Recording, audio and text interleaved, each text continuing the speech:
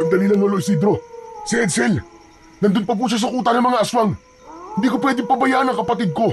Kailangan ko siyang balikan. Balikan natin siya, Lolo. Hindi na maaari, Dante.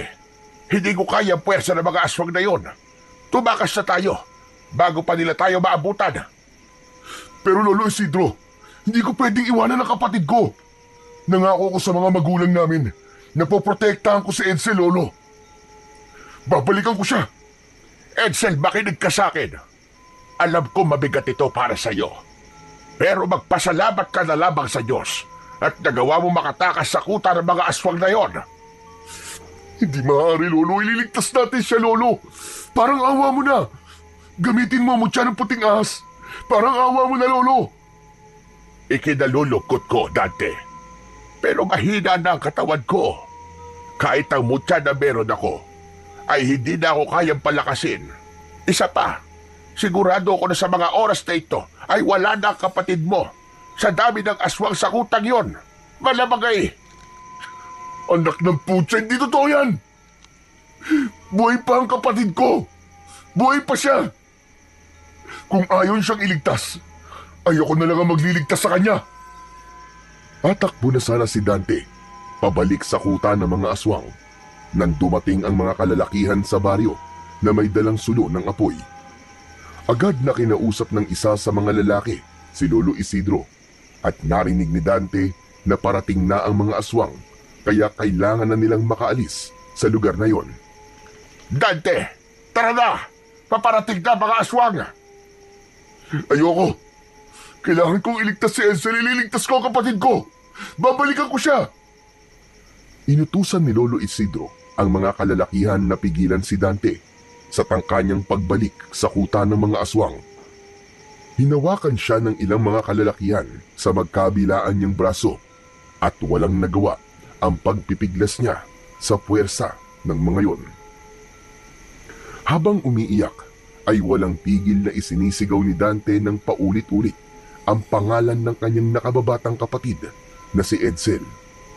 Halos mabaliw na siya ng sandaling yon habang iniisip na pinagpipiestahan na ng mga gutom na aswang ang katawan ng kanyang kapatid. Nang makalabas na sila ng kagubatan, ay doon na kumalma si Dante. Nakatulala siya habang sumasabay sa paglalakad kay Lolo Isidro at sa mga kalalakihan.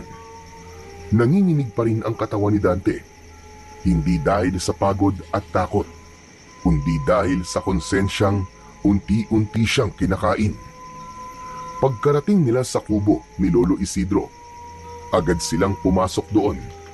Nangihinang napaupo si Dante habang walang patid ang pagpatak ng kanyang mga luha. Tulala siyang nakatingin sa sahig, habang ang mga kamay niya ay mahigpit na nakatikom. Hindi ko mapapatawad sa sarili ko sa pag-iwan ko kay Edsel sa kuta ng mga aswang na yun. Wala akong kwentang kapatid! Wala akong kwentang kapatid! Sa loob ng isipan ni Dante ay bumalik ang gabi kung saan nakuha sila ng kanyang kapatid ng mga aswang.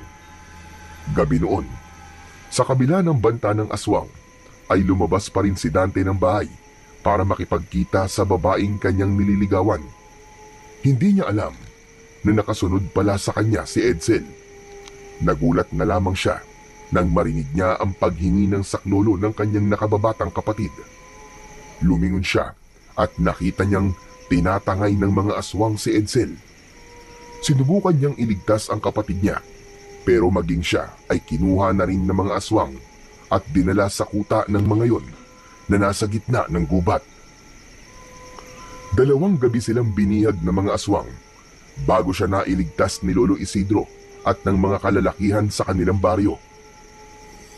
Kung hindi sana ako lumabas ng gabing yun, malamang ay hindi kami nakuha ng mga aswang. Kasalanan ko itong lahat. Kasalanan ko! Wala kang kasalanan sa nangyari, Dante. Huwag mo sisihin ang sarili mo, lalo na't hindi mo ginusto nangyaring yon. Hindi ko ginusto, pero iniwanan ko siya sa kuta ng mga aswang, Lolo Isidro. Iniwanan ko siya ron. Anong klaseng kapatid ako? Ngunit hindi mo siya ginustong iwanan, Dante. Sadyang wala lang tayo magagawa para iligtas pa si Edsel. Sana, iniwan niyo na lang din ako dun, Lolo. Sana hinayaan niyo lang ako makasama si Edsel para dalawa kami pinatay ng mga aswang. Mga hayop sila. Mas gugustuhin ko pang mamatay kasama si Edsel kesa mabuhay ako na wala siya.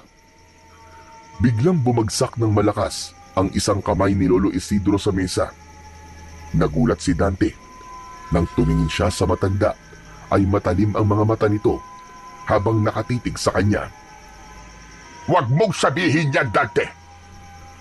Alam mo bang halos ikamatay ng mga kalalakihan sa baryo ang pagsagip sa inyo? Alam mo bang ilang buhay ang nalagay sa panganib para lang mailigtas kayo magkapatid? Huwag mong ipaparinig yan sa mga taong isinugal ang buhay nila para sa inyo magkapatid. Huwag mong binabaliwala ang sakripisyong ginawa nila para sa inyo.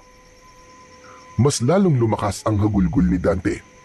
Halos hindi na siya makahinga sa labis na pag-iyak at pag-aalala para sa kanyang nag-iisang kapatid. Naiintindihan naman niya si Lolo Isidro, pero habang iniisip niya ang nangyayari sa kapatid niya, ay hindi niya maiwasang mas lalong panghinaan. Patawad, Dante. Hindi kita dapat tinaasan ang boses. Alam ko natatakot ka, pero isang bagay lamang ang iyong tatandaan. Merong dahilan kung bakit ikaw lang ang nakaligtas. May dahilan kung bakit nangyayari ang lahat ng ito. Lolo Isidro, hindi ko maisip kung anong dahilan na sinasabi mo. Sabihin mo nga sa akin para maintindihan ko lahat.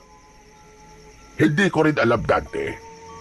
Mahirap man tanggapin pero minsan ay may mga masasakit na pangyayari na hindi natin agad malalaman kung bakit kailangan yung mangyari. Pero darating at darating ang araw, mahahanap mo rin ang kasagutan.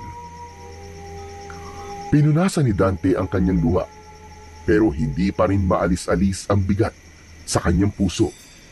Pakiramdam niya ay isa siyang malaking kabiguan sa kanyang mga magulang dahil hindi niya nagawang iligtas ang kanyang nakababatang kapatid mula sa mga aswang na dumukot sa kanila. Matapos na mag-usap ni Dante at Lolo Isidro, ay nagtungo na si Dante sa kwarto nila ni Edsel. Nang humiga siya, ay mas lalo siyang napaiyak sapagkat hindi siya sanay na hindi niya katabi sa higaan na yon ang kanyang kapatid. Mula pa pagkabata, ay si Dante na ang tagapagtanggol ng kanyang kapatid na si Edsel. Noon ay may isang maliit na sakahan ang kanilang ama at ang ina naman nila ay laging abala sa paghahabi ng banig na ibinibenta nito sa palengke. Hindi man marangya ang kanilang buhay, ay sapat naman yon para sa kanila. Hanggang sa dumating ang gabing bumago sa buhay nila. Isang malakihang pag-atake ng mga aswang ang nangyari sa loob ng kanilang baryo. 10 taong gulang pa lamang siya noon, habang si Edsel naman ay 5 taong gulang. Sa pag-ataking yon ay namatay ang kanilang mga magulang nang dahil sa pagtatanggol sa kanilang magkapatid mula sa mga aswang. Mula noon ay si Lolo Isidro na ang kumupkup sa kanila. Ito na ang tumayong mga magulang nilang magkapatid. Mahina ang katawan ni Edsel at madali itong kapitan ng sakit. Kaya naman, si Dante ang naging tagapagtanggol ng kanyang nakababatang kapatid. Kapag may batang nambubuli kay Edsel dahil sa kapayatan nito, ay hindi nagdadalawang isip si Dante na manuntok, lalo na kapag nakikita niyang pinapaiyak ang kapatid niya. Kaya nang gabing dinukot sila ng mga aswang, ay hindi niya mapatawad ang sarili. Nangako kasi siya sa mga magulang niya na poprotektahan niya palagi si Edsel. Matapos maalala ang lahat ng yon, ay pilit na pumikit si Dante at pilit niyang isinantabi ang sakit na kanyang nararamdaman. Ngunit kahit na anong gawin niya, ay hindi niya matakasan ang katotohanan na iniwan niya ang kapatid niya sa kamay ng mga aswang. Sa nakalipas na 2 araw, ay madalas na walang imik si Dante. Palagi siyang tahimik na nakaupo sa may bintana na parabang hinihintay niya ang pagbabalik ng kanyang kapatid. Hindi niya pa rin matanggap ang sinapit ni Edsel. Kung minsan pa nga, nagigising si Dante sa gitna ng gabi dahil napapanaginipan niya si Edsel na umiiyak at humihingi ng tulong. Maging sa pagkain ay wala siyang gana. Hindi siya makatulog ng mahimbing at sa umaga ay madalas siyang umiiyak sa gitna ng kanyang mga gawain. Kaya naman isang umaga ay hindi na kinaya pa ni Dante. Nagdesisyon siyang magtungo sa kuta ng mga aswang kahit pa alam niyang delikado. Mabilis niyang tinahak ang daan patungo sa gubat. Dumaan siya sa masukal na daan. Nang marating ni Dante ang kuta ng mga aswang, ay napahinto siya. Bumalik sa alaala niya ang unang gabi na dinala sila roon ni Edsel ng mga aswang na dumukot sa kanila. Tahimik ang paligid at nagtaka siya dahil wala siyang nakitang kahit na isang aswang doon. Ang amoy ng dugo at nabubulok na laman ay wala na. Napapitlag si Dante nang marinig ang isang tinig sa kanyang likuran. Mukhang nilisa na nila ang kuta nila dahil nalaman na ng mga tao kung saan sila nagtatago. Malamang niya na nagtatayo na naman sila ng panibagong kuta. Hindi sumagot si Dante. Bagkus ay mabigat ang mga hakbang na tinungo niya ang kubo kung saan sila ikinulong noon. Sa pagbukas niya ng pinto ay naramdaman niyang mas bumigat ang dibdib niya. Napasinghap siya nang makita niya ang isang dugoang damit sa sahig. Dinampot niya yon at bumalik sa alaala niya ang takot sa mga mata ni Edsel at ang iyak nito. Mahigpit na hinawakan ni Dante ang damit dahil alam niya na yon ang damit na suot ni Edsel nang dukutin sila ng mga aswang. Patawarin mo ko, Edsel. Patawad kung hindi kita naprotektahan. Patawad kung di kita naisama sa pagtakas ko. Napagulgol ng pag-iyak si Dante habang yakap-yakap ang dugoang damit ng kanyang kapatid. Alam kong masakit, Dante. Kahit sa akin ay napakasakit na sa ganitong paraan nawala ang apo ko. Pero kailangan na nating tanggapin na wala na siya. Wala na si Edsel, Dante. Patuloy lang ang pag-iyak ni Dante habang hindi pa rin niya matanggap ang katotohanang sinabi ni Lolo Isidro. Maya-maya ay tahimik na naglakad sina Dante at Lolo Isidro pauwi habang yakap niya ang dugoang damit ni Edsel. Nang makarating sila sa bahay ay dun lang niya binasag ang katahimikan. Lo, baka pwedeng ilibing natin ang damit ni Edsel. Wala naman ang katawan niya eh. Gusto ko may mapupuntahan ako sa tuwing gusto ko siyang alalahanin. Kahit saan ay maaari mo siyang alalahanin, iyo. Dahil alam kong habang buhay siyang nasa puso mo. Nasa puso natin. Pero kung ang bagay na yan ang makagagaan sa kalooban mo, ay gagawin natin. Maraming salamat po, Lo. Kumuha ng pala si Lolo Isidro at nagsimulang maghukay sa likod ng bahay. Tahimik lang si Dante habang pinapanood ang kanyang lolo. Hindi niya namalayang muling tumulo ang mga luha niya at bumagsak yon sa damit ni Edsel. Nang sapat na ang lalim ng hukay, ay marahang inilagay ni Dante ang damit doon. Ilang sandali siyang nakatitig sa dugo ang damit at umasa siya na magkakaroon ng himala at bigla na lamang darating si Edsel. Patawad. Patawad, Edsel. Patawad kung hindi kita nailigtas. Alam ko na kung nasan ka man ngayon.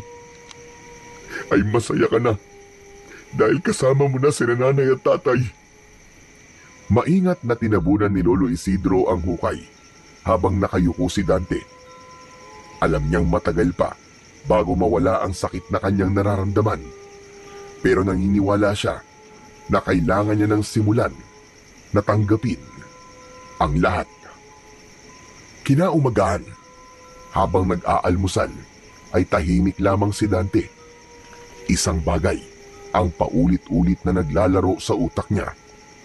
Kagabi pa niya yun naisip at naniniwala siya na yun lamang ang paraan para kahit papano ay makalimot siya sa sakit na pinagdadaanan niya dahil sa pagkamatay ng nakababata niyang kapatid na si Edsel.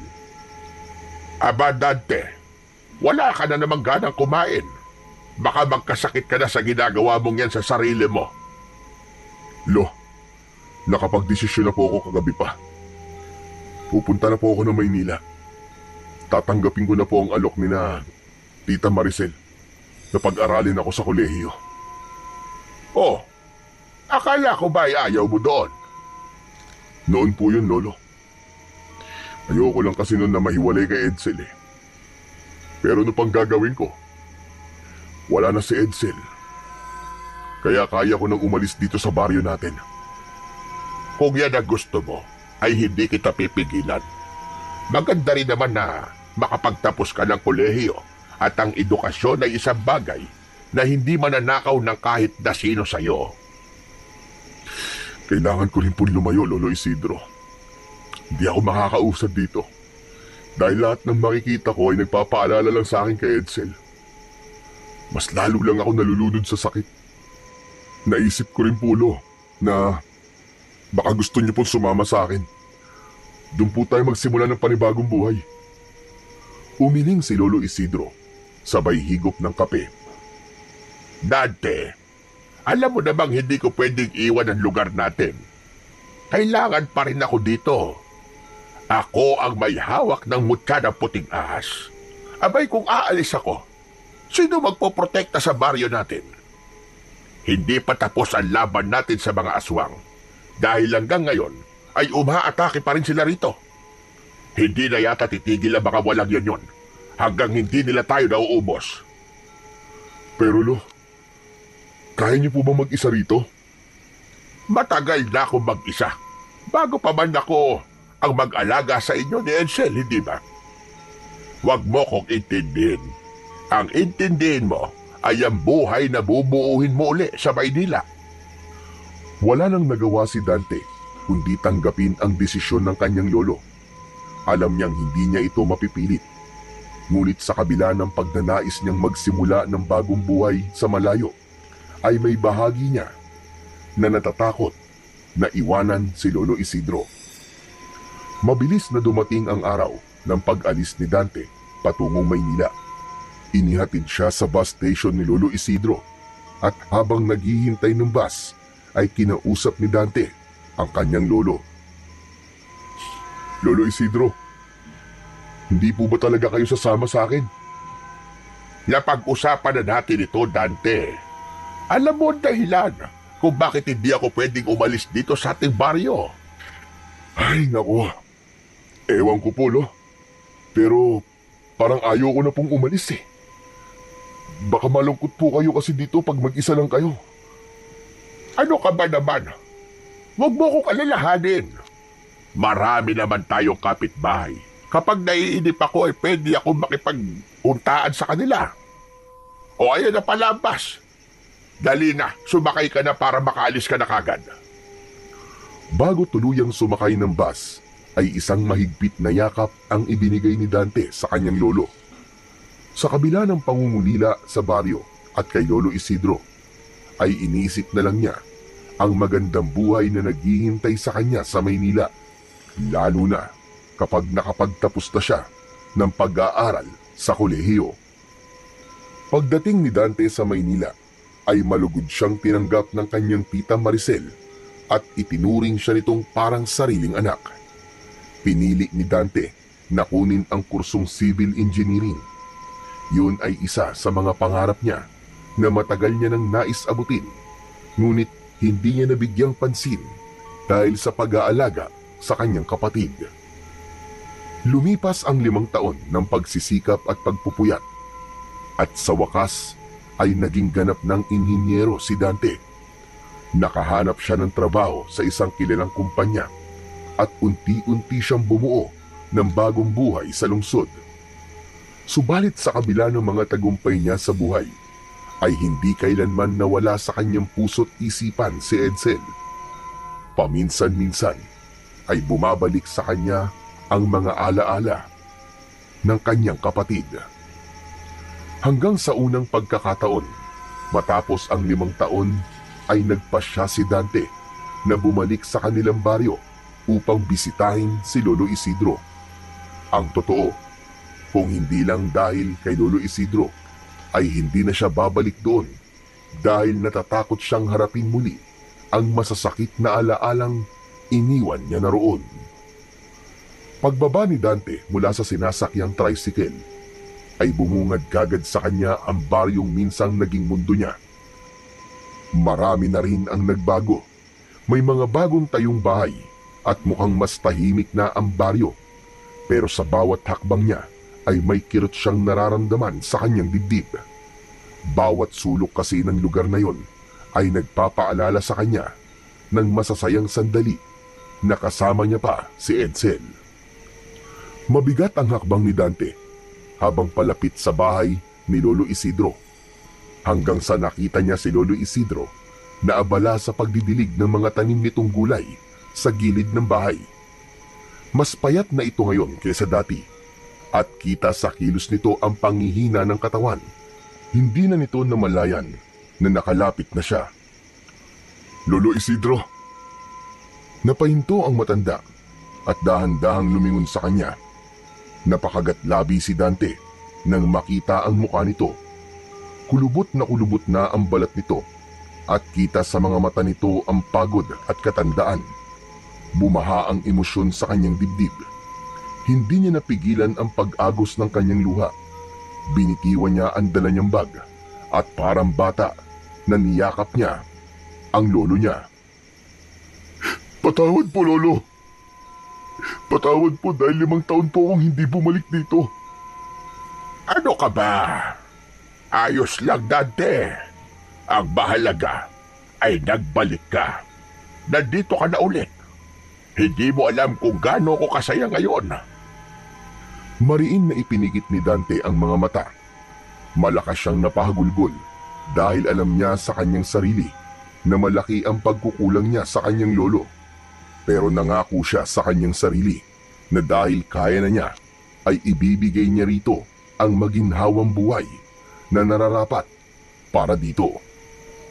Nang humupa ang emosyon ni Dante, ay pumasok na sila sa loob ng bahay. Iginala ni Dante ang mga mata sa kabuuan ng bahay at napangiti siya dahil walang ipinagbago yon. Sa dati pa rin nakapwesto ang mga gamit. Pakiramdam niya tuloy ay para siyang bumalik sa nakaraan. Wala pa rin palang nagbago sa bahay niyo, Lolo Isidro. Ganito pa rin po nung umalis ako. Wala talaga akong binago, Apo. Ang gusto ko kasi ay pagbalik mo ganito pa rin ang madadatnan mo. Muling tumingin si Dante sa paligid at hinayaan ang sarili na namnamin ang bawat sulok ng bahay na minsan niyang tinawag na tahanan. Nang naupo si Lolo Isidro sa mahabang upuan, ay tumabi siya sa matanda. Kumusta ka naman, Dante? Ang pag-aaral mo? Sa awa ng Diyos, Lolo, tapos na po ako mag-aral. Engineer na po ako ngayon at may trabaho na rin po ako sa Maynila. Ito nga po't buti pinayagan. Nag-leave lang po ako na matagal kasi gusto ko pong makasama kayo ng mas matagal. Abay, mainam naman kung ganon. Natupad mo na ang pangarap mo. Apo, napakasaya ko para sa iyo dahil alam ko na noon pa man ay pangarap mo na ang maging isang inhinyero. Kaya nga po, Lolo Isidro eh. Akala ko po talaga hindi ko na po matutupad ang pangarap kong yun. Pero ito kahit papaano po, iniisip ko na baka kaya nawala si Edsel kasi para makaalis ako sa baryo natin at matupad ko po ang aking pangarap. At alam ko po na kung nasan man si Edsel ngayon, ay masaya rin po siya para sa akin. Sabi ko naman sa iyo, Dante, mahahanap mo rin ang mga kasagutan kung bakit nangyari ang lahat ng yon sa buhay mo. May mga bagay na masakit, pero kailangan mangyari. Kasi yon ang nakatakdang mangyari. Wala tayong kontrol sa kung ano ang plano ng Panginoon para sa atin. Dahan-dahang tumango si Dante. Kahit masakit ang pagkawala ni Edsel, gusto niyang maniwala na may dahilan ang lahat. Ngumiti siya ng bahagya kahit may lungkot pa rin sa mga mata niya. Kinagabihan ay may ngiti sa labi na dumulog sa pagkainan si Dante nang makita niya ang nilutong ulam ng kanyang lolo Isidro. Ang ulam ay adobong manok na may kasamang nilagang itlog. Simpleng putahe lamang yun, pero paboritong-paborito yun ni Dante, lalo na kapag si Lolo Isidro ang nagluto. Tinikman niya ang adobong manok at tumangu-tangu siya. Iba pa rin talaga ang luto mo, Lolo Isidro. Kahit sang kainan sa Maynila, walang tatalo sa adobo mo. Ito talaga ang pinakamasarap na adobo sa buong mundo. Maniwala ka, Lolo Isidro. Yan talaga ay niluto ko. At alam kong matagal ka nang hindi nakakatikim ng adobo ko. Kaya nga, Lolo eh. Nagjejeta ako pero bahala na. Sinimulan na nilang kumain. Habang ninanamnam ni Dante ang bawat subo, ay naalala niya ang isang dahilan kung bakit siya bumalik sa baryo nila. Tuningin siya kay Lolo Isidro at nag-ipon ng lakas ng loob bago nagsalita. Lolo, gusto niyo na bang sumama sa akin sa Maynila? Meron na po akong pinapatayong bahay doon. Doon na po kayo manirahan. Malawak din po ang bakuran ko ron, kaya pwede kayong magtanim, kagaya po ng ginagawa niyo rito. Hindi ko pa pwedeng iwanan ang baryo natin, Apo. Dahil pa rin po ba sa mga aswang? Tumango ang matanda bilang pagsagot.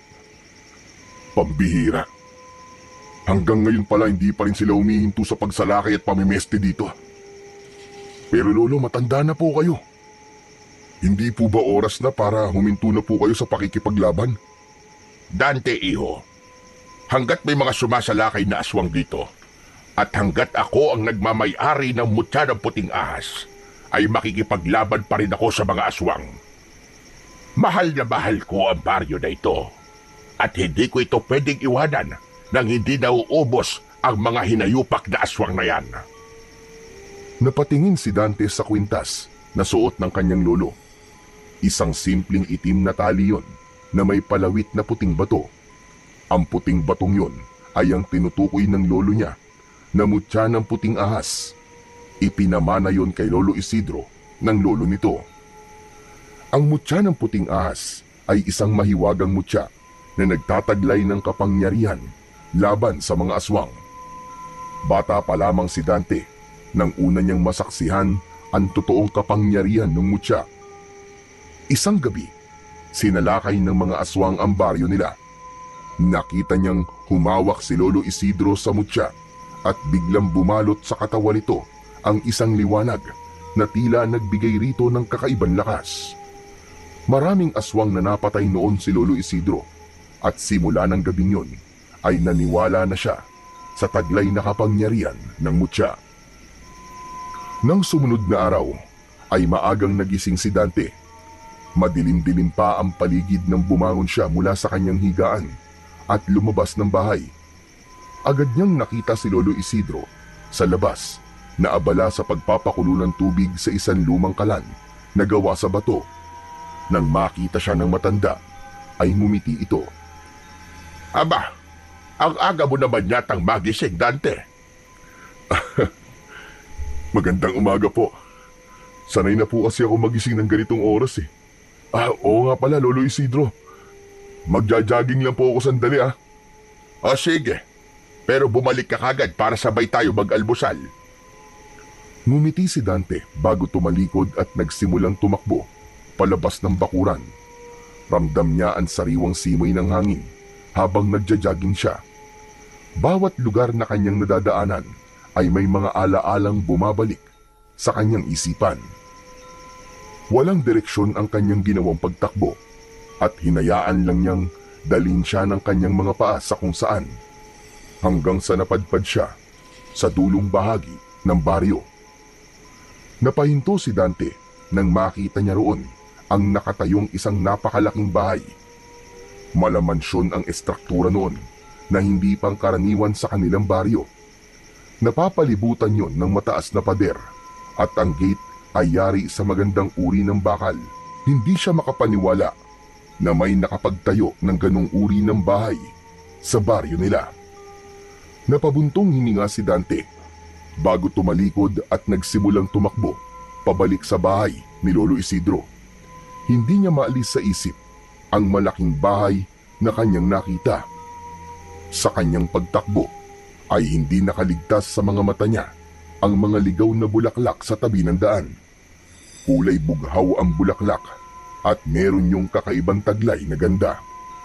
Huminto si Dante at pumitas siya ng ilan sa mga bulaklak. Saka siya muling nag-jogging pabalik sa bahay ni Lolo Isidro. Pagdating sa bahay ay nagtungo siya sa likod ng bahay. Tumayo siya sa harapan ng bahagi ng lupa roon kung saan nila ibinaon noon ang dugoang damit ng nakababata niyang kapatid na si Edsel. Marahan niyang inilapag ang bulaklak sa ibabaw ng lupa. Napayuko siya at hindi niya na napigilan pa ang pagpatak ng kanyang mga luha. Edsel, kapatid ko. Kumusta ka na? 5 taon na pala lumipas simula nung nawala ka. Ang tagal na, tol. Pero hanggang ngayon, ay hindi ko pa rin matanggap na hindi na kita makikitang muli. Oo nga pala, tol. Natupad ko na pala mga pangarap ko. Engineer na ako ngayon. Naging mahirap, pero kinaya ko. Pero alam mo ba, kahit gaano ako kasaya sa narating ko, lagi ko naiisip na hindi mo na ito makikita ng personal. Hindi mo na ako nakitang graduate, tol. Hindi ba gusto mo na tumira sa Maynila nun? Kaya ko sana tuparin na ang pangarap mo na yun. Pero ngayon, tol, wala ka na eh. Alam mo ba, minsan iniisip ko kung bakit ikaw pang nawala. Bakit hindi na lang ako? Pero alam ko kung nasan ka man ngayon ay masaya ka na. Mahal na mahal kita, tol. At kahit kailan, hindi kita makakalimutan. Hinayaan ni Dante na dumaloy ang emosyon niya. Hinayaan niyang maramdaman ang presensya ng kanyang nakababatang kapatid kahit pa sa kanyang isip at alaala lang ito nananatili. Sandali pa siyang tumigil sa kanyang kinatatayuan bago siya nagdesisyon na umalis upang pumasok na sa bahay ni Lolo Isidro. Sa pagpasok ni Dante sa bahay ay naamoy niya kagad ang pritong tuyo at sinangag na kanin. Nakita niya si Lolo Isidro na naghahain na ng almusal sa pagkainan kaya lumapit na siya rito. Oh, Dante! Sakto ang dating mo. Kakain na tayo. Halika na't maupo ka na rito. Aba, sandali lang. Bakit parang namumugto yata ang mga mata mo? Umiyak ka ba? Kinausap ko lang po sandali si Edsel sa likod ng bahay, Lolo. Doon po sa lugar kung saan natin ibinaon ang kanyang damit. Pakiramdam ko, Lolo, buhay pa rin ang kapatid ko. At nandito lang siya. Hindi man natin siya nakikita, pero alam kong hindi siya kailanman lumayo sa iyo. At sigurado ko na ipinagmamalaki ka niya. Napangiti si Dante dahil sa sinabi ni Lolo Isidro. Umupo na siya at nagsimula na silang kumain.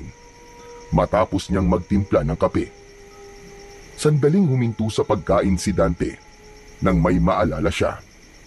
Piniga ang kanyang mga kamay. Tila nabawasan ang bigat sa kanyang dibdib. Sana nga, Lolo. Sana nga. Pinisil ni Lolo Isidro ang balikat ng kanyang apo bago kinuha ang sandok at nagsimulang maghain ng kanin sa kanilang pinggan. Sige na, kumain na tayo. Sinimulan nilang kainin ang masarap na sinangag. Habang kumakain Biglang naalala ni Dante ang nakita niya kanina habang nagja-jogging. Oo nga pala. Habang nagja-jogging po ako, napunta po ako doon sa dulo ng baryo. Napansin ko po yung malaking bahay na parang mansyon doon. Kanino po yun? Ang mansyon. Kay Don Hidalgo yon. Dahil lang siya rito sa baryo natin. At binili niya yung lupang doon sa dulo ng baryo. Tapos pinatayuan niya ng bahay niya. Alam mo ba, simula na dumating siya rito, ay nagkaroon ng magandang pagbabago sa lugar natin. Bakit po? Ano po bang ginawa niya? Siya na po ba ang bagong kapitan dito? Hindi naman. Marami kasi siyang tinulungan na kababayan natin dahil sa kanyang sakahan. Nabigyan ng trabaho ang mga tao dito, kaya kahit papano bumuti ang kabuhayan ng ilan sa kanila. Aba, mukhang mabuting tao po si Don Hidalgo. At least kahit papano, may magandang naidulot ang pagdating niya po rito. Kahit nga ako kumikita dahil sa kanya. Nang makita niya kasi ang mga tanim kong gulay, sinabi niya sa akin na siya ang bibili ng mga gulay ko. Hanggang ngayon ay sa taniman ko pa rin siya bumibili kapag kailangan niya ng gulay. Naputol ang pag-uusap ni Dante nang makarinig sila ng marahang pagkatok sa pinto. Si Lolo Isidro na ang tumayo at binuksan nito ang pinto. Hindi masyadong naintindihan ni Dante ang pinag-usapan ng dalawa dahil mas nakatuon ang pansin niya sa pagkain. Ilang saglit pa ay bumalik na si Lolo Isidro sa mesa at may hawak ito na isang itim na sobre. Sino po yun, Lo? Si Kapitan Ruben. Inabot niya itong imbitasyon mula kay Don Hidalgo. Welcome party raw mamayang gabi para sa anak niyan si Ethan. Halos lahat ng taga-baryo ay imbitado. Welcome party?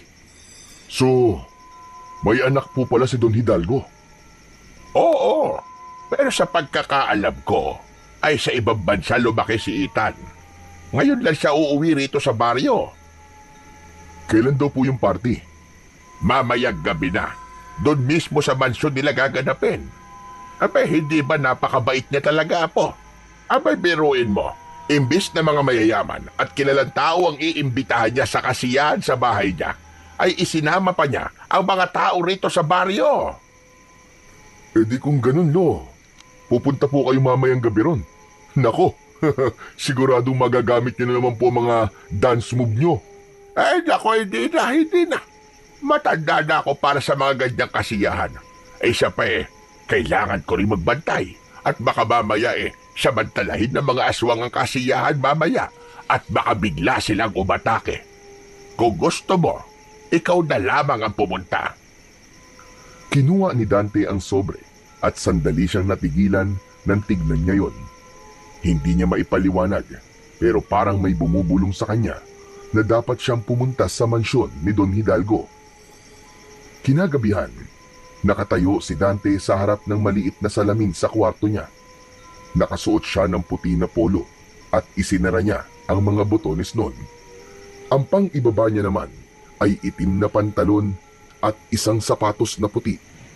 Maya-maya ay lumabas na siya ng kwarto at nakita niya si Lolo Isidro na nakaupo sa lumang upuan nito habang humihigop ng mainit na salabat.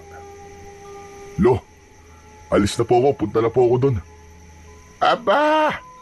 Isputing na sputing, ayos ang forma mo Para kang pupunta sa binyagan. Ano ka ba, Lo?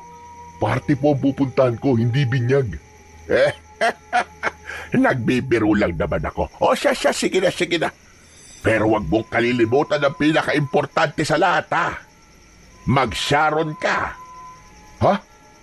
Ano pong mag-Sharon? Pihira na ito. Ilang taon kang tumira sa Maynila pero hindi mo alam ang mag-Sharon. Di magbalot ka ng pagkain doon sa party at uwian mo ako. Yun lang pala, Lolo Ayos Mag-Sharon Sige po, ako pong bahala doon. Ipag-Sharon po kita mamaya. Matapos yun, ay lumabas na si Dante ng bahay at naglakad na patungo sa mansyon ni Don Hidalgo. Habang palapit siya roon, ay dinig niya ang malakas na tugtugan mula roon. Pagkarating niya sa harapan ng malaking gate ng mansyon, nakita niya ang isang gwardya. Iniabot niya rito ang itim na sobre at saka siya nito hinayaang makapasok. Nang makapasok na si Dante sa malawak na bakuran ng mansyon, ay nakita niya kung gaano kaingrande ang welcome party na yon para sa anak ni Don Hidalgo. Maganda ang pagkakaayos ng mga lamesa at upuan. Meron din doon 2 mahahabang lamesa na puno ng masasarap na pagkain. Sa unahan naman ay may isang maliit na entablado. Hindi nagtagal ay isang lalaking nasa 50 na ang edad ang lumabas mula sa loob ng mansyon. Nakasuot ito ng isang magarang Amerikana na kulay navy blue na may gintong embroidery sa mga gilid. May manipis itong bigote at ang buhok nito ay maayos na naka-brush up. Kinuha ng lalaki ang mikropono at humarap sa mga bisita matapos nitong umakyat sa stage. Magandang gabi sa inyong lahat. Para sa mga hindi nakakakilala sa akin, hayaan nyo na magpakilala ako sa inyo. Ako po, si Don Hidalgo Enriquez. Maraming salamat sa inyong pagpunta sa gabing ito. Ang okasyong ito ay hindi lang isang simpleng salo-salo, kundi isang espesyal na pagtitipon para sa pagbabalik ng aking nag-iisang anak na si Ethan. Nagpalakpakan ang mga tao, kaya nakipalakpak na rin si Dante. Habang nakatingin siya kay Don Hidalgo, ay hindi niya maintindihan kung bakit may kakaiba siyang naramdaman. Mabigat ang presensya ni Don Hidalgo para sa kanya, kahit pa hindi naaalis ang matamis na ngiti nito sa mga labi. Hindi ko na kayo bibitinin pa. Ang dahilan ng pagtitipong ito ay upang ipakilala ko sa inyo ang nag-iisang anak ko, si Ethan. Lumingon si Don Hidalgo patungo sa malaking pintuan ng mansyon. Bumukas ang malaking pinto at lumabas mula roon ang isang binata. Naglakad yon patungo sa entablado. Ang tindig nito ay matikas. Nakasuot ito ng isang puting long sleeve na nakatupi ang manggas, itim na slacks at itim na sapatos. Nanlaki ang mga mata ni Dante. Hindi siya makapaniwala nang makita niya si Ethan. Bumilis ang tibok ng puso niya dahil kamukhang kamukha ni Edsel si Ethan. Kahit ang paraan ng mga galaw nito at ang ekspresyon ng muka ay eksaktong kagaya sa kanyang nakababatang kapatid. Ang pagkakaiba lamang ay nagmukhang mas mature na ito. Inabot ni Don Hidalgo ang mikropono kay Ethan. Magandang gabi po sa inyong lahat. Ako po si Ethan Enriquez. Masaya po akong makilala kayo at makasama ngayong gabi. Bagamat lumaki po ako sa ibang bansa, nais ko po maging bahagi ng lugar na ito. Maraming salamat po sa inyo. Nagpalakpakan ang mga tao, ngunit para kay Dante ay wala siyang naririnig kundi ang boses ni Ethan. Pagkababa ni Ethan mula sa entablado ay hindi na nakapagpigil si Dante. Agad siyang sumugod palapit dito at niyakap niya ito ng maigpit. Nagulat siya nang malakas siyang itulak ni Ethan palayo. Halata sa mukha nito ang pagtataka at inis. Nawalan siya ng balanse at napaupo siya sa lupa. Sino ka? At bakit mo ako niyayakap ng basta-basta, ha? Tumayo si Dante habang hindi niya inaalis ang tingin kay Ethan. Edsel, hindi mo ba ako kilala? Ako to, ang Kuya Dante mo. Pasensya na, pero hindi kita kilala. Ngayon lang kita nakita eh. Ikaw si Edsel, sigurado ako. Hindi ako maaaring magkamali, magkapatid tayo. Edsel, Diyos ko, hindi ako makapaniwala na buhay ka. Paano ka nakaligtas sa mga aswang? Sorry pero hindi ko alam ang sinasabi mo.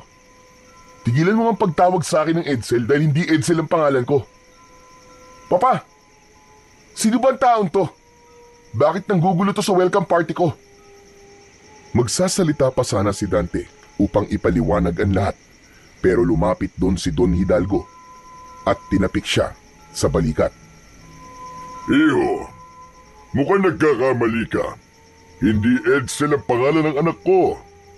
Ethan. Ethan ang pangalan niya. Hindi. Alam ko siya si Edsel. Alam ko siya kapatid ko. Alam ko ang itsura ng kapatid ko. Kung hindi siya si Edsel, abay bakit kamukha niya ang kapatid ko? May nararamdaman akong lukso ng dugo sa kanya. Napatingin ang ilang bisita sa kanila at ang iba naman ay nagbulungan pa. Pinilit lumapit ni Dante kay Ethan, ngunit agad siyang hinarangan ng dalawang matitipunong security guard.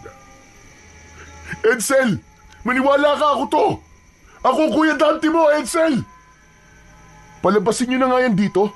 Gumagawa lang ng gulo yan eh. Mahigpit na hinawakan si Dante sa magkabila ang braso ng dalawang security guard. Ano ba? Bitiwan niyo ako! Edsel, pakinggan mo ako! Kuya mo ako! Bakit hindi mo ako maalala? Nagpumiglas si Dante at pilit niyang nilabanan ang mahigpit na paghawak ng mga gwardya, pero wala siyang nagawa. Wala man lang emosyon sa mukha ni Ethan habang pinagmamasdan niya ito na inilalayo rito ng mga tauhan ni Don Hidalgo. Patuloy na isinisigaw ni Dante ang pangalan ng kanyang kapatid habang hinihila siya ng mga gwardya papalayo.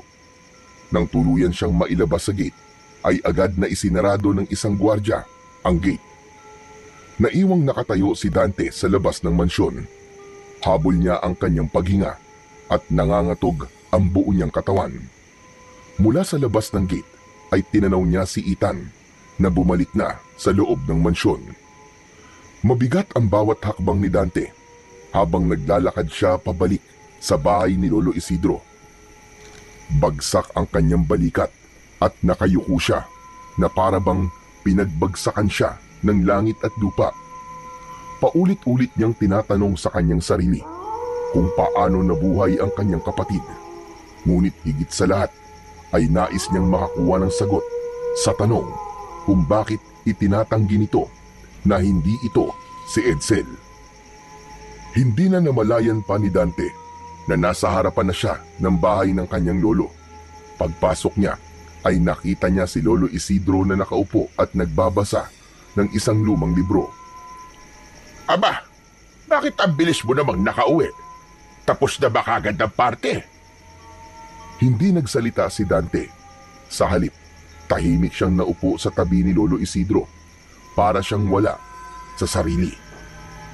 Ano bang nangyayari sa'yo? Sandali, nakapagsarod ka ba, apo? Lolo, si Edsel, nasa party siya. Ano ka ba? Ay sus Mariosep, si Edsel! Imposibleng naroon si Edsel, Dante.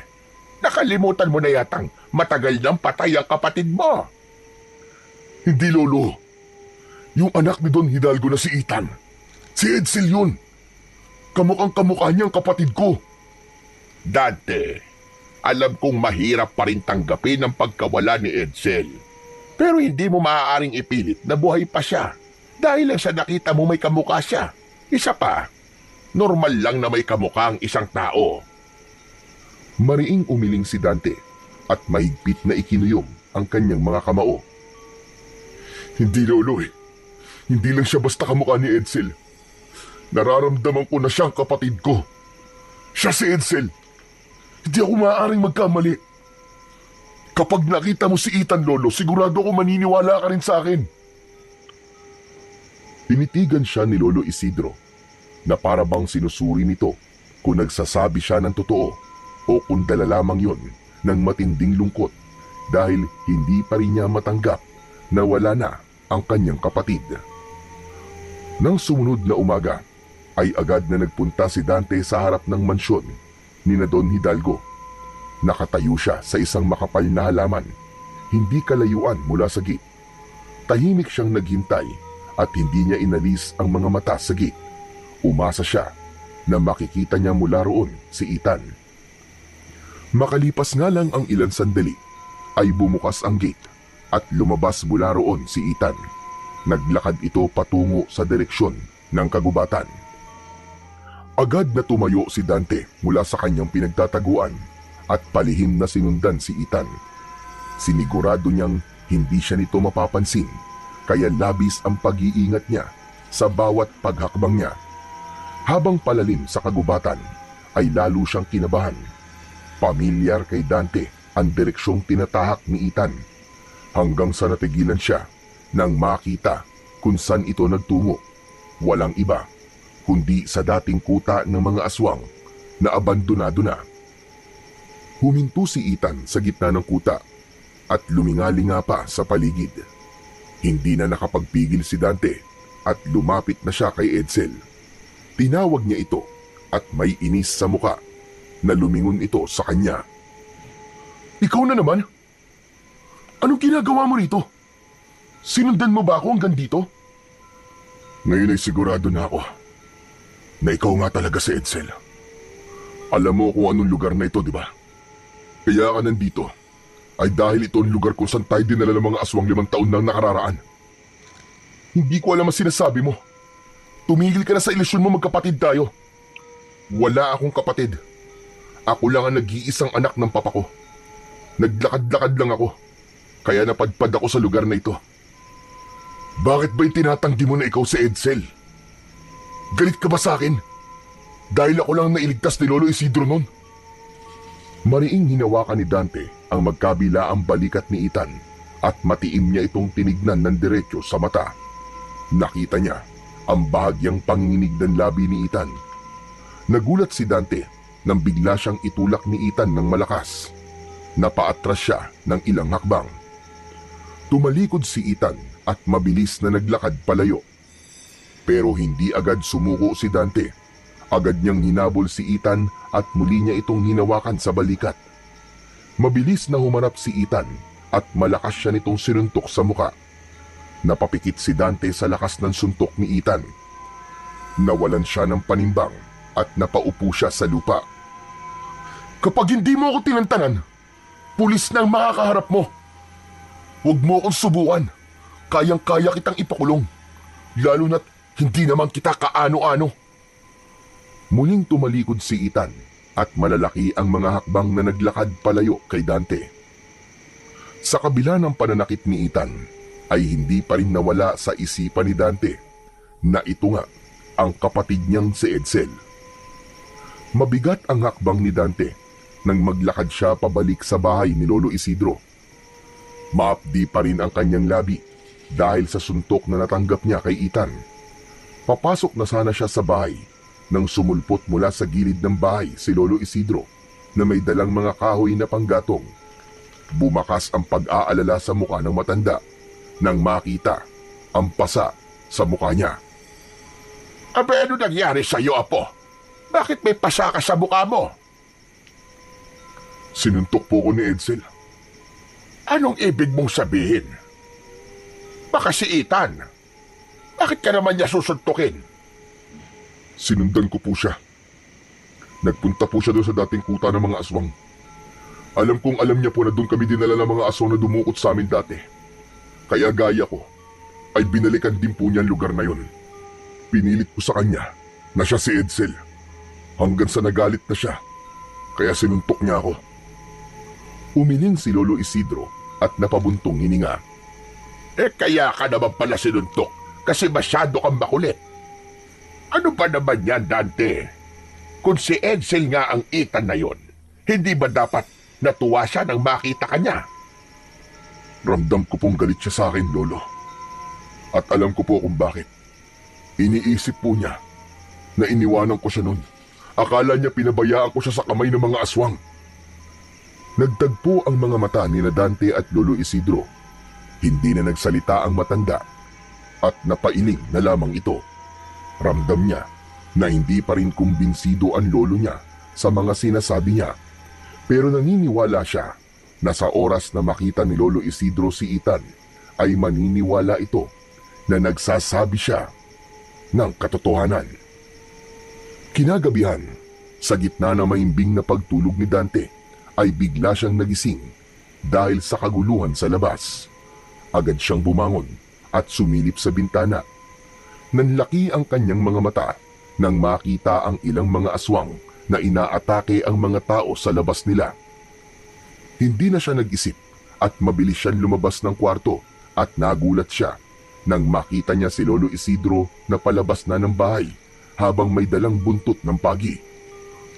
"Lolo, ano gagawin mo?" Saglit siyang nilingon ng matanda. Matigas ang ekspresyon sa mukha nito. Lalabas ako para lumaban sa mga aswang. Hindi ko pwedeng hayaang patayin nila mga tao rito. Nagmadali si Dante patungo sa kusina at dinampot ang itak na nakasabit sa dingding.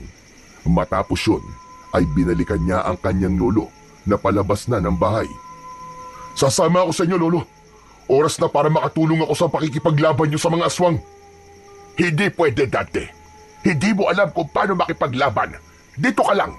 Mas ligtas ka rito sa loob ng bahay. "Pero Lolo..." Wala nang pero-pero. Kapag sinabi ko dito ka lang, dito ka lang. Sa tono ng pananalita ni Lolo Isidro, alam ni Dante na kahit na anong pilit at sabihin niya, ay hindi ito papayag sa gusto niya. Kaya sa huli ay sinunod na lamang niya ang sinabi ng matanda.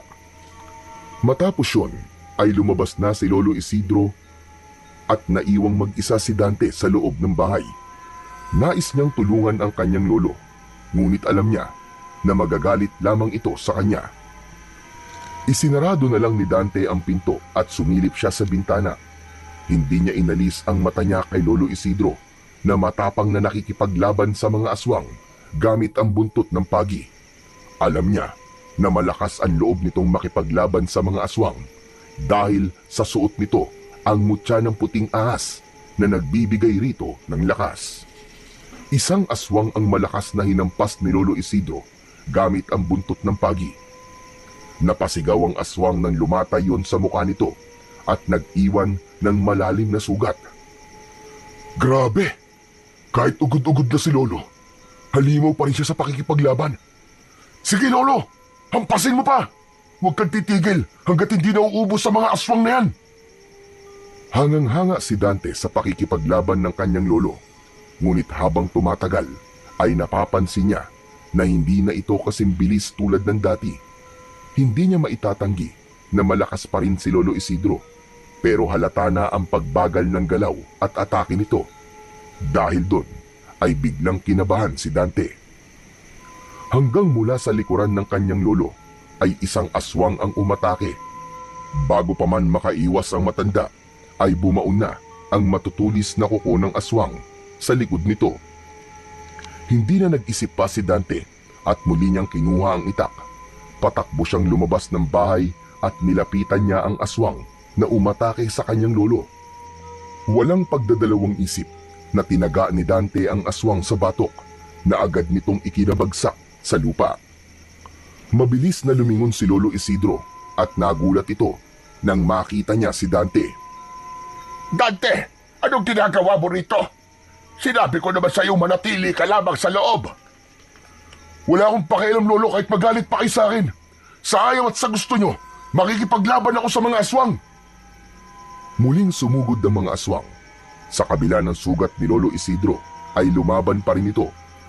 Biglang umatake sa harapan ni Dante ang isang aswang. Kahit wala siyang alam sa pakikipaglaban, ay hindi siya umatras. Itinarak niya ang itak sa leeg ng aswang.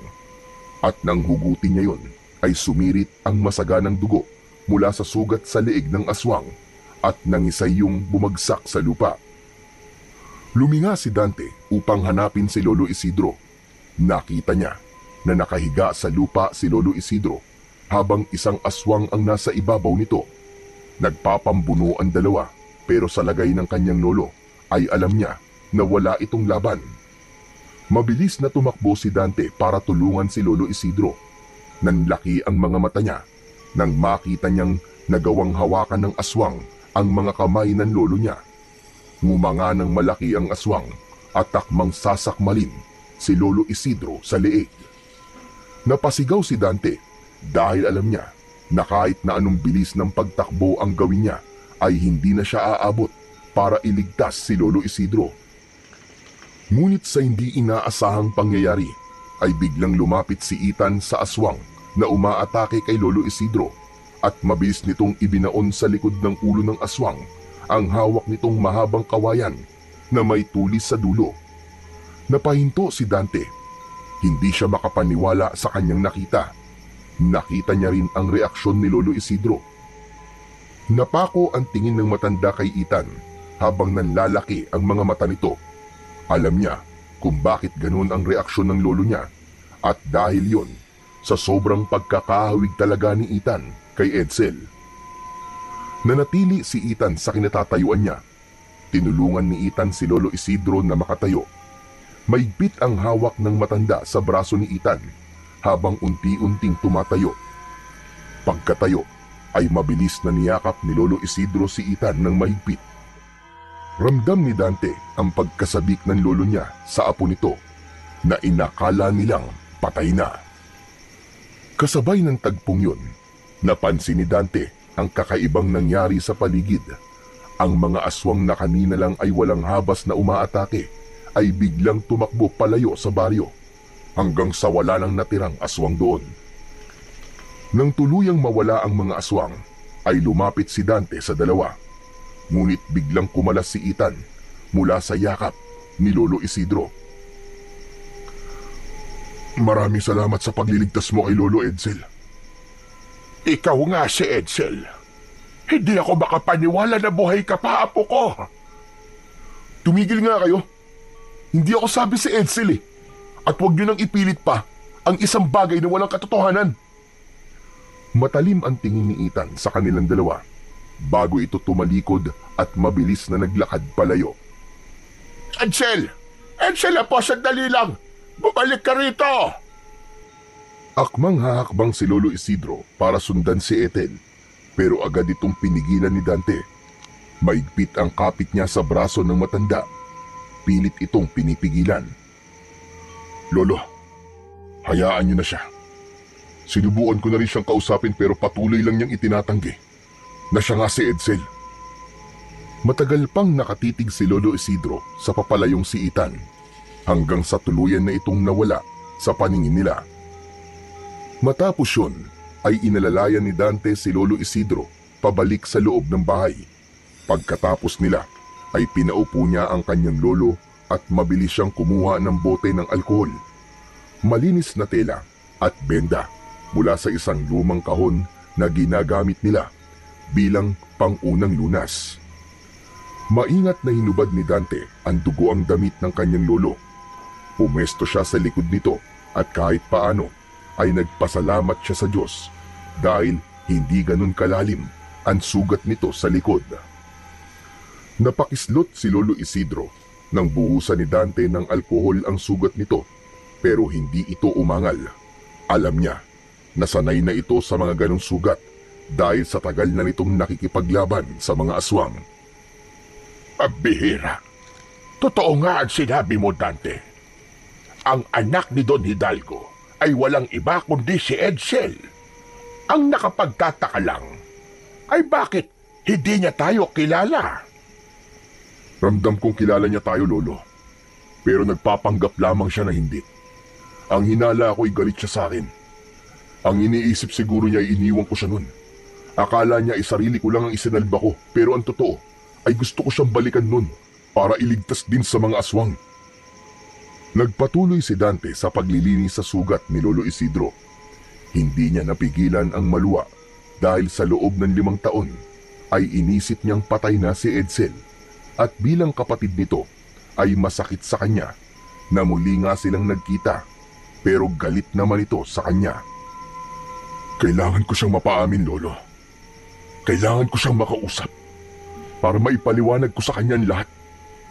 Pero ang ipinagtataka ko ay kung paano siya nakaligtas nun sa mga aswang. Hindi na nagsalita pa si Lolo Isidro, pero alam ni Dante na malalim ang iniisip nito. Makalipas ang ilang sandali, ay natapos na ni Dante ang paglilinis sa sugat ng lolo niya. Nalagyan na rin niya yon ng benda. Kumuha siya ng malinis na damit at inabot niya yon kay Lolo Isidro. Umupo si Dante sa harapan ng lolo niya at nagtama ang mga mata nila. Pero kahit itinatanggi tayo ni Edsel, ay masaya pa rin ako na buhay siya, Dante. Masaya ako na napunta siya kay Don Hidalgo dahil alam ko sa nakalipas na 5 taon ay naging maganda at komportable ang buhay niya. Pero Dante, apo, gawin mo ang lahat para maibalik sa atin si Edsel. Pangako, Lolo. Gagawin ko ang lahat. Ang kailangan lang talaga ay makausap ko siya. Naniniwala ko na makikinig at makikinig pa rin siya sa akin.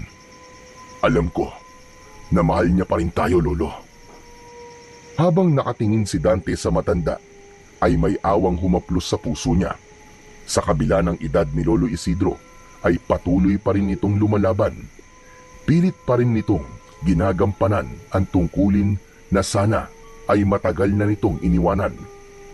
Hinawakan niya ang magaspang na kamay ng matanda at masuyo itong pinisil.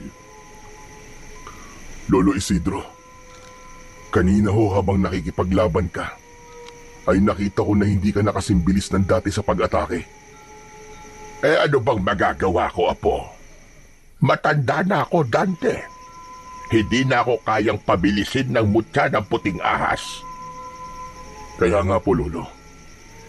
Kaya oras na po siguro para magpahinga ka na sa pakikipaglaban mo. Umiling si Lolo Isidro at mapait na ngumiti. Wala akong kilalang tatanggap ng mutya, Dante. Mabigat ang responsibilidad na dala nito. At alam mo yon. Ako, Lolo, ipagkatiwala mo sa akin. Ibigay mo sa akin ang mutya ng puting ahas. Hayaan mong ako na makipaglaban sa mga aswang. Aba, hindi maaari. Hindi ko ilalagay sa panganib ang buhay mo, apo. At hindi mo ba narinig? Mabigat ang responsibilidad na dala ng mutyang ito. Hindi ito para kaning mainit na kapag napaso ka ay pwede mong iluwa.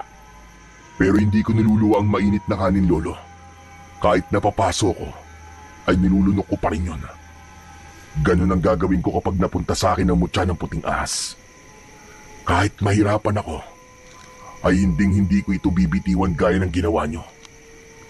Lolo, hindi ko hahayaang patuloy mong ipagsapalaran ng buhay mo, lalo na't alam kong hindi mo na kayang lumaban, kahit pa nasa iyong mutya. Hindi agad nakasagot si Lolo Isidro. Ramdam ni Dante na hindi nito inasahan ang mga salitang yon mula sa kanya. Ilang beses itong napabuntong hininga at halatang pinag-iisipan nito ang mga sinabi niya. Hindi ko hahayaang mapunta sa kung sino lang ang mutya, Lolo. Kung ibibigay mo to sa akin, ipapangako kong pangangalagaan ko ito. Ipagpapatuloy kong tungkulin mo sa baryong ito. Pinapangako ko yan. Apo, kung desidido ka talaga sa bagay na yan, sige, pumapayag na ako. Sa tingin ko ay tama ka. Mas lalo lamang mapapahamak ang baryo natin kung kagaya ko ang hahawak ng mutya ng puting ahas. Tama ka. Oras na siguro para magkaroon ng bagong tagapagtanggol ang baryo natin laban sa mga aswang. Napangiti si Dante sa sinabi ni Lolo Isidro. Ngunit sa likod ng ngiting yon ay alam niyang isang mabigat na tungkulin ang tinanggap niya. Alam niyang hindi na magiging katulad ng dati ang buhay niya, pero wala na siyang pakialam. Ang mahalaga ay makakapagpahinga na si Lolo Isidro sa pakikipaglaban sa mga aswang. Isang gabi na bilog ang buwan ay nagtungo sina Dante at Lolo Isidro sa likod ng bahay upang gawin ang ritual ng pagpapasa ng mutya ng puting ahas. Nagsindi ng mga kandila si Lolo Isidro at ipinwesto niya ito ng pabilog at tumayo silang dalawa sa gitna ng mga kandila. May hawak si Lolo Isidro ng isang mangkok na may lamang pinaghalong langis at dugo ng ahas. Dante, apo, bago natin simulan ang ritual, kailangan mong maunawaan ang bigat ng desisyong ito. Kapag hindi ka tinanggap ng mutya, maaaring manganib ang buhay mo. At kung hindi kayanin ng katawan mo ang kapangyarihan nito, ay may posibilidad na ikaw mismo ang magiging biktima ng lakas na dala nito. Opo, Naiintindihan ko po, Lolo Isidro. Ang mutya ng puting ahas ay hindi lang basta nagbibigay ng lakas at bilis. Ibinibigay rin ito ang kakayahan ng isang ahas. Patatalasin ito yung paningin at pandinig. Huwag mo rin kalilimutan na hanggat nasa iyo ang mutya, ay hindi mo na mababawi ang normal mong buhay. Hindi kita tinatakot, bagkus ito ay isang paalaala at babala. Ngayon, handa ka naman tanggapin ang mutya ng puting ahas at ang responsibilidad na kalakip nito. Opo, Lolo Isidro. Buong puso ko pong tinatanggap ang mutya ng puting ahas at ang responsibilidad na dala nito. Dinasalan na ni Lolo Isidro ang mangkok na naglalaman ng pinaghalong langis at dugo ng ahas. Matapos yun, ay inilubog nito roon ang hintuturo nito gamit ang langis at dugo ng ahas. At may isinulat itong mga simbolo sa noo ni Dante gamit ang hintuturo nito. Muli itong umusal ng mga dasal.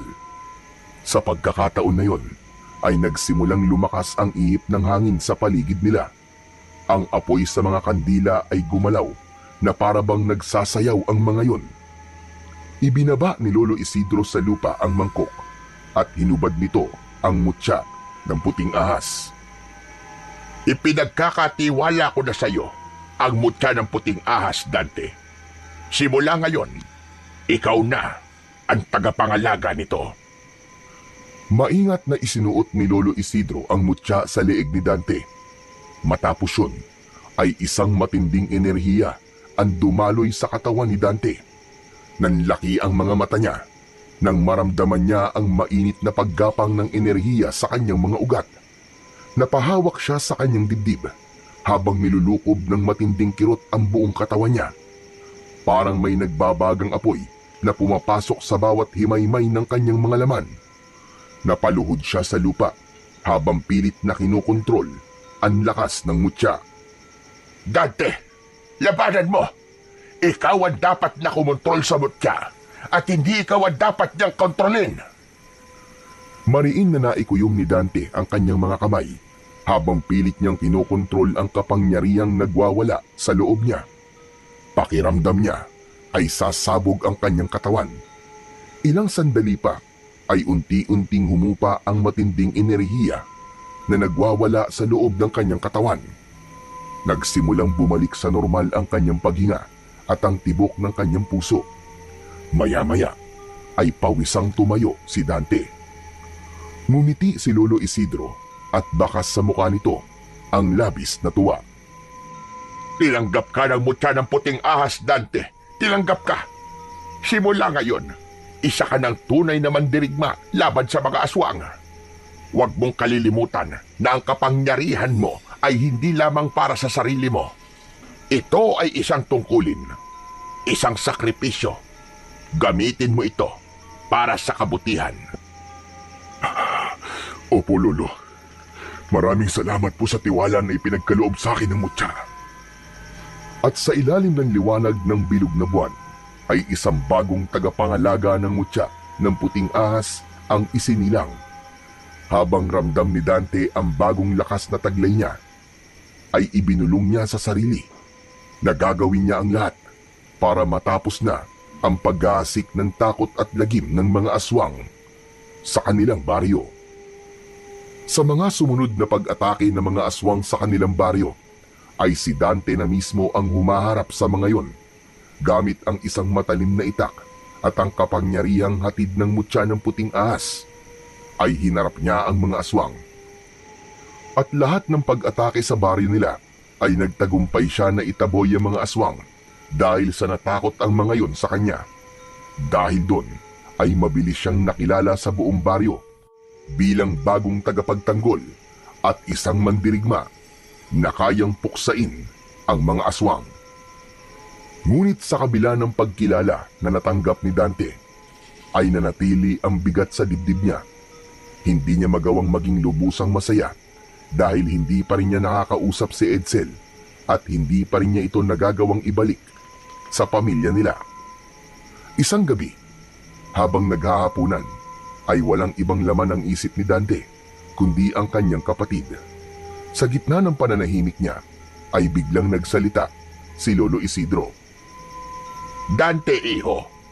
Masaya ako na ikaw ang naging bagong tagapangalaga ng mutya ng puting ahas. Nakikita ko kung paano mo ginagampanan ng buong puso at maayos ang tungkulin mo. Maraming salamat po, Lolo. Salamat po at nagtiwala kayo sa akin. Malaking tulong din po ang ginagawa natin pagsasanay araw-araw.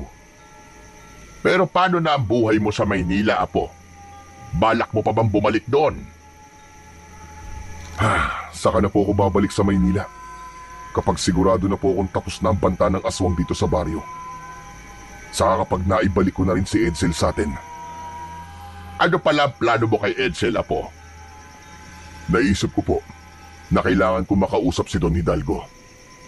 Pakiramdam ko po ay siya lang ang nakakaalam kung paano nakaligtas si Edsel sa mga aswang noon. At sigurado akong siya rin na makakatulong sa atin para kumbinsihin si Edsel na bumalik sa atin. Magandang naisip mo. Base sa pagkakakilala ko kay Don Hidalgo, ay mabait naman yon. Sigurado ko na kapag napatunayan natin na si Ethan at si Edsel nga ay iisa, tutulungan niya tayo. Nangangako po ako sa inyo. Malapit na nating makasama ulit si Edsel, Lolo.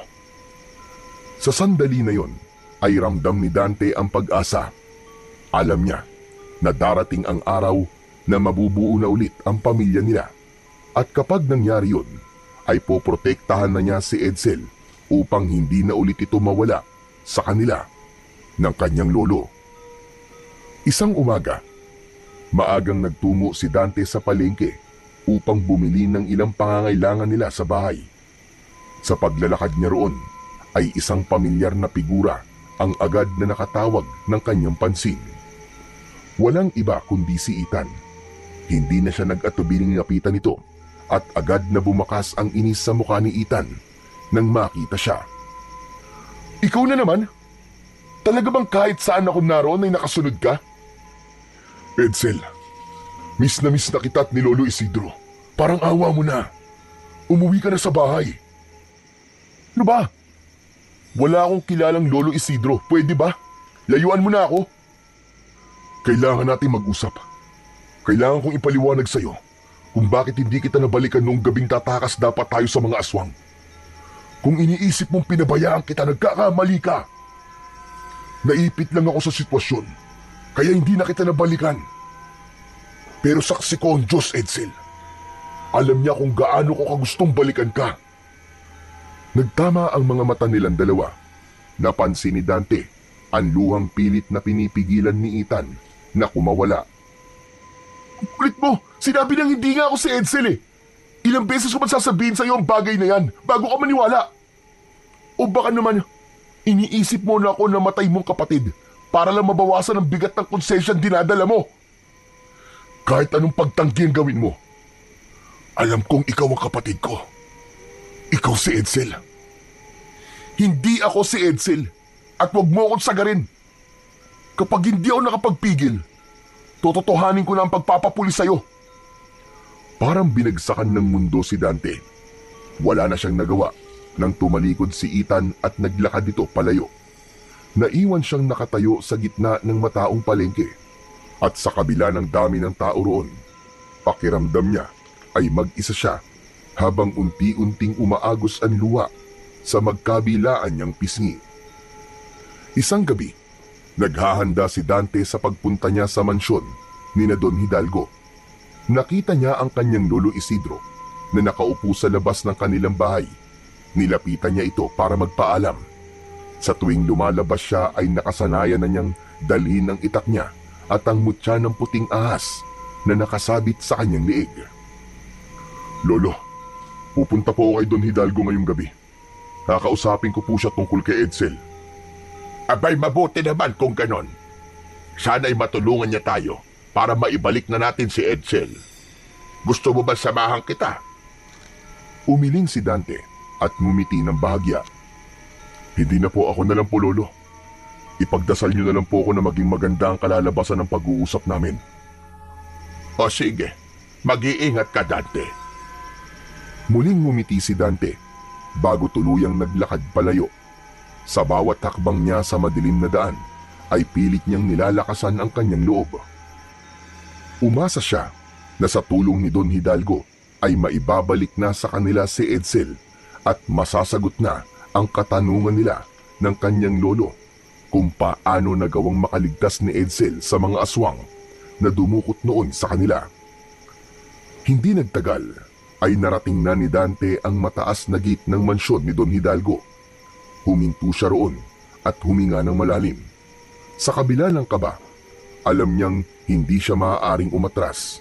Kailangan makausap niya ang mayamang lalaki upang malaman ang katotohanan tungkol kay Edsel.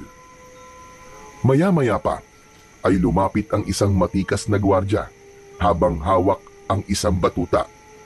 Tinignan nito si Dante at bago pa man siya makapagsalita ay naunahan na siya nito.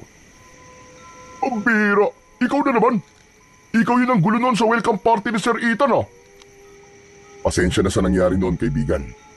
Wala akong intensyong manggulo at wala rin akong balak na manggulo ngayon. Kaya ako na parito. Eh bakit ka ba nandito? Ano ba kailangan mo? Kailangan ko lang makausap si Don Hidalgo. May importante akong sasabihin sa kanya, kaibigan. Nandito ba siya ngayon? Oo, nandito si Don Hidalgo. Pero hindi mo siya basta-basta pwedeng kausapin. Hindi lahat ng gustong kumausap sa kanya ay pinapayagan na makausap siya. Parang awa mo na, kaibigan, oh. Kailangan ko lang talaga siya makausap kahit sandali lang. Hindi nga pwede, ang kulit mo naman eh. Bumalik ka na lang kung may appointment ka. Huwag ka naman makulit ha. Kahit mag-isa ako kaya-kaya kitang kalag ka rin eh. Huwag mo akong susubukan. Napakuyom ng kamao si Dante. Alam niyang walang saysay kung magpupumilit siya. Labag man sa kanyang kalooban ay wala na siyang nagawa kundi ang humakbang palayo. Ngunit bigla siyang natigilan ng isang ideya ang pumasok sa kanyang isipan. Kung hindi siya papapasukin ng guard, ay siya na lang ang gagawa ng paraan upang makapasok siya ng mansyon ni Don Hidalgo. Pasimpleng nagtungo si Dante sa gilid na bahagi ng mataas na pader na nakapalibot sa malawak na bakuran ng mansyon. Naghanap siya ng parte ng pader na maaari niyang akyatin. Nang makarating siya sa likuran, ay nakita niya ang isang malaking puno na bahagyang nakasandal sa pader. Napangiti siya dahil naisip niya na yun ang magiging daan para makapasok siya sa mansyon ni Don Hidalgo.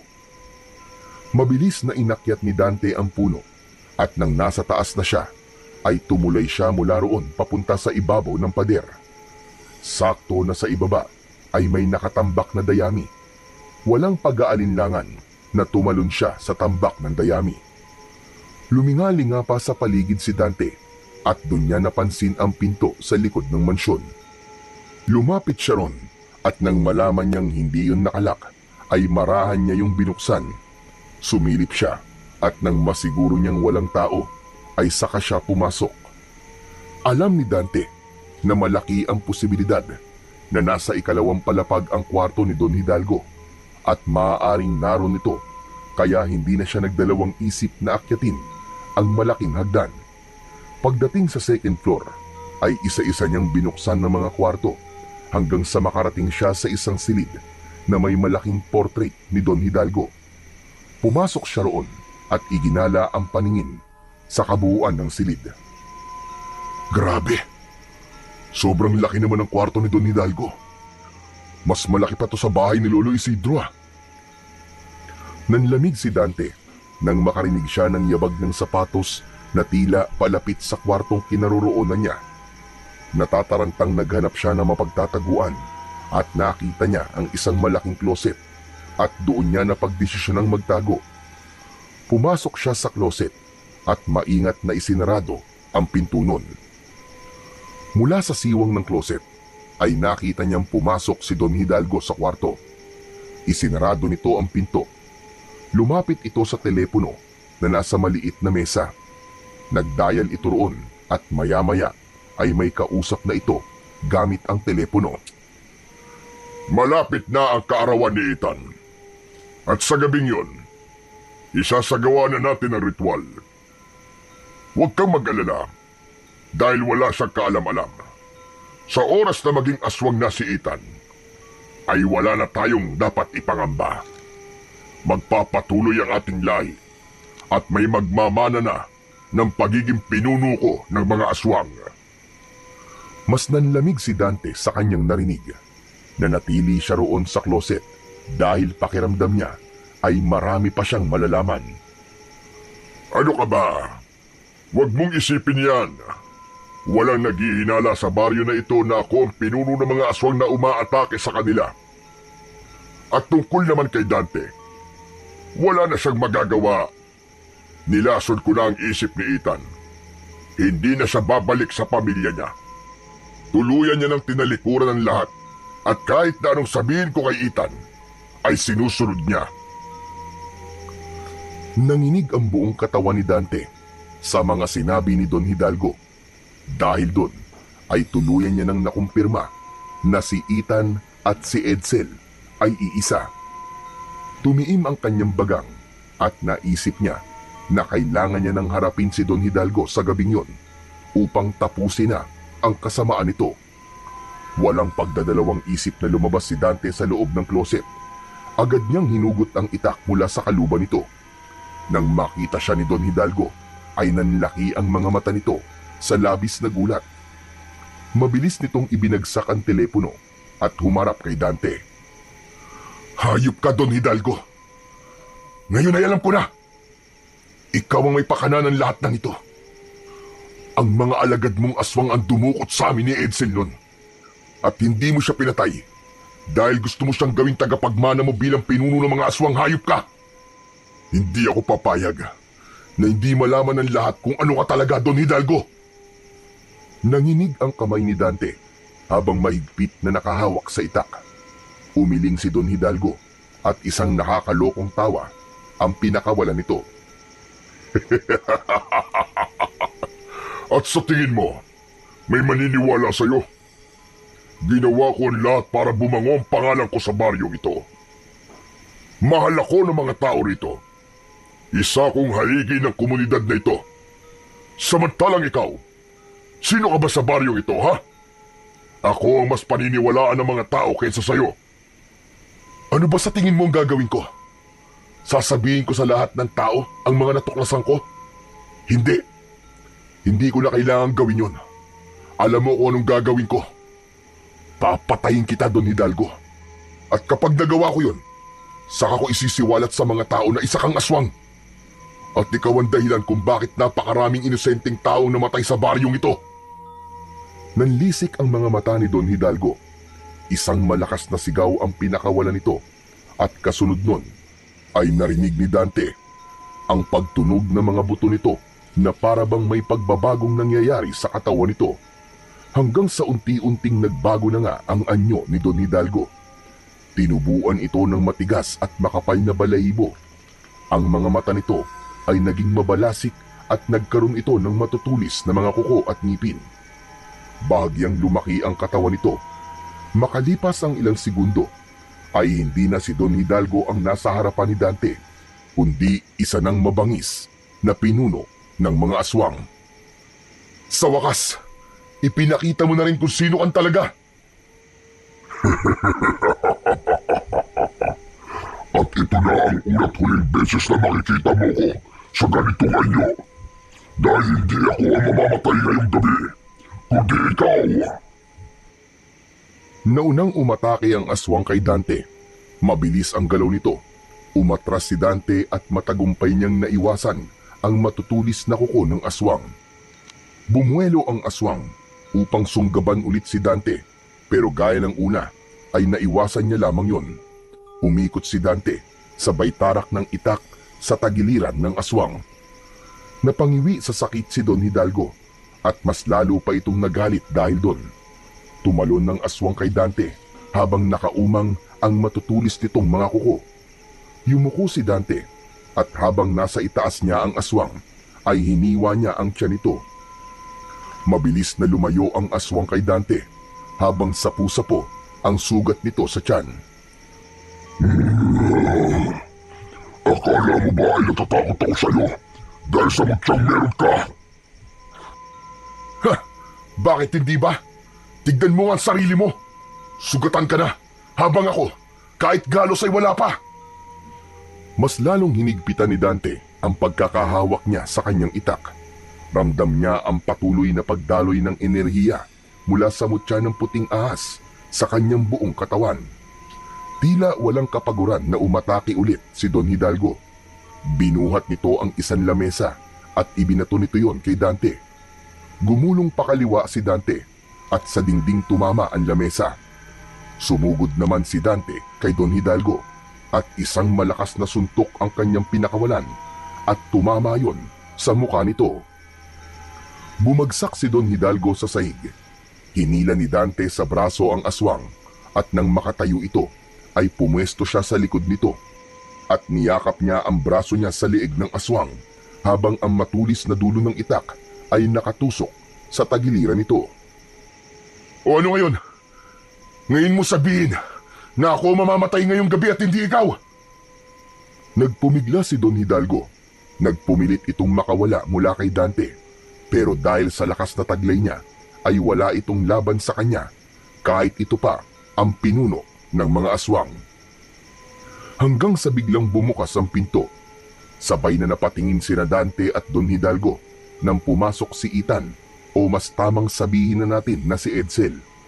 May hawak itong baril na nakatutok sa kanila. Humakbang si Edsel at huminto ilang dipaan layo kina Dante at Don Hidalgo. Hindi nito inalis ang pagkakatutok ng baril sa kanila. Ethan! Ethan, anak ko! Alam mong hindi yan ang pangalan ko! Edsel man o Ethan, ikaw pa rin ang anak na kailanman ay hindi may nasahan na magkakaroon ako. Tulungan mo ko, anak! Hindi ko akalain na isa ka palang aswang, papa! Napangisi si Don Hidalgo sa kabila ng kanyang kahinaan. Bagyang napakibit-balikat habang nakapalupot pa rin ang braso ni Dante sa kanyang liig. Bakit?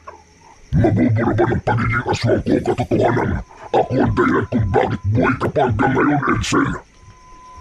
Kung hindi ako dumating sa buhay mo, malamang matagal ka ng patay.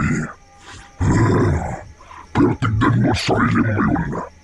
May komportable kang buhay at lahat ng gusto mo ay nakukuha mo. At lahat ng yun ay dahil sa akin. Tumigil ka! Huwag mong gawing mabango ang sarili mo, hayop ka! Ginawa mo lahat ng yon para sa pansarili mo lang na interes.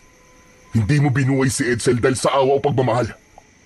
Ginawa mo yon dahil gusto mo siyang gawing kagaya mo na isang aswang para may magmana ng trono mo at may magpatuloy na kasamaan mo. Totoo mga sinabi mo. Pero Edsel, lahat ng yun ay para sa'yo. Kapag naging aswang ka, ay magiging makapangyarihan ka. Hindi mo na kailangan ng isang kapatid na nangakong poprotektahan ka, pero hindi naman niya ginawa. Edsel, huwag kang makinig sa kanya. Sa akin kang makinig. Kapatid kita at hindi kita ipapahamak. Talaga? Hindi mo ako ipapahamak? Eh nung iniwan mo ako sa kuta ng mga aswang, hindi ba ipinahamak mo na ako noon? Mabuti na lang at iniligtas ako ni Papa. Kaya pakawalan mo siya, Dante. Pakawalan mo siya. Pero Edsel, wala akong pakialam kahit gawin niya akong aswang. Siya at tumayong ama ko simula nang iwanan mo ako. Kaya ang gusto ko, pakawalan mo siya ngayon din. Dahil kung hindi, papatayin kita gamit ang baril na to. Labis na nanghina si Dante sa mga salitang binitiwan ni Edsel. Sa paraan ng pananalita nito, ay alam niyang seryoso ito. Hindi niya namalayan na lumuwag na ang pagkakasakal ng braso niya sa leeg ni Don Hidalgo hanggang sa tuluyan na itong makawala. May malaking ngiti sa labi na naglakad palapit si Don Hidalgo na nasa anyong aswang pa rin kay Edsel. Nanatiling nakatayo si Dante habang may luhang naglalandas na sa magkabilaan niyang pisngi. Doon niya napagtanto na tuluyan na talagang nalaso ni Don Hidalgo ang isip ng kanyang kapatid dahil kahit nalaman na nito ang totoong intensyon ni Don Hidalgo kung bakit nito inampon si Edsel, ay ang pinuno pa rin ng mga aswang ang kinampihan nito.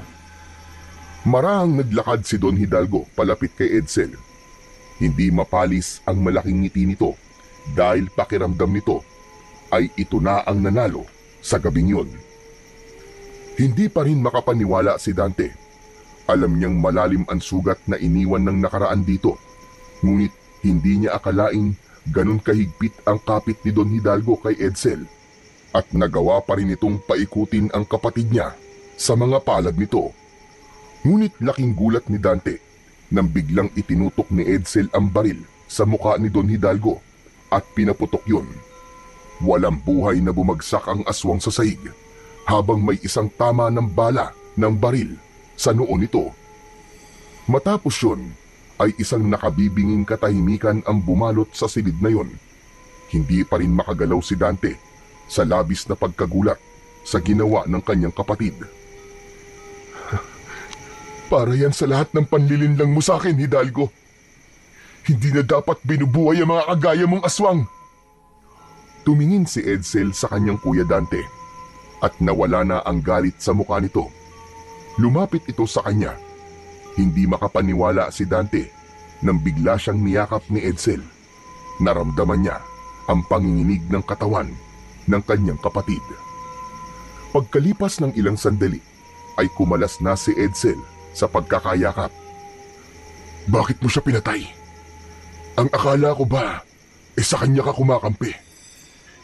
Hindi totoo yun, kuya. Nagpanggap lang ako. Narinig ko ang lahat ng sinabi niya habang may kausap siya sa telepono kanina. Doon na ako natauhan. Kaya kumuha ako ng baril para patayin siya. Pero hindi ko inasahan na maaabutan kita rito. Salamat sa Diyos dahil hindi ka na nagpalinlang sa kanya. Pero Edsel, sana'y hayaan mo na akong magpaliwanag ngayon. Hindi na kailangan, Kuya Dante. Naiintindihan ko na ang lahat. Alam mo nung nagkita tayo ulit, sobrang galit na galit ako sa'yo. Hindi ko matanggap na iniwanan mo ako nun sa kuta ng mga aswang. Pero matapos kong marinig mismo kay Don Hidalgo mga panlilinlang niya at totoo niyang dahilan kung bakit niya ako kunwaring iniligtas nun sa kuta ng mga aswang, ay doon ko na naintindihan ang lahat, kuya. Naniniwala ako na gusto mo akong balikan nun, kuya. Kaya lang, nung panahon na nagkita tayo uli, ay may galit pa ako nun sa puso kaya tinatanggi ko na ako nga si Edsel. Kaya kuya, patawarin mo ako, ha? Hindi na napigilan pa ni Dante ang sarili at nang dahil sa labis na kasiyahan ay muli niyang niyakap ang kanyang kapatid. Nagkaiyakan na silang dalawa dahil alam ni Dante na gaya ni Edsel ay hindi rin ito inasahan na mangyayari pa ang tagpong yun. Kuya Dante, gusto ko nang umuwi. Oo, Edsel, uuwi na tayo. Siguradong matutuwa si Lolo Isidro kapag nalaman niyang makukumpleto na ulit tayo. Habang nakayakap si Dante kay Edsel, ay walang paglagyan ang saya sa kanyang puso. Dahil hindi lang nila nabigyan ng wakas ang kasamaan ni Don Hidalgo, kundi nabawi na rin niya rito ang kanyang nakababatang kapatid na noon ay inakala niya na tuluyan nang nawala sa kanya. Nang mabalitaan ng buong baryo ang pagkamatay ni Don Hidalgo, ay nalaman na rin ng mga ito na ito pala ang pinuno ng mga aswang na matagal nang sumasalakay sa kanilang lugar.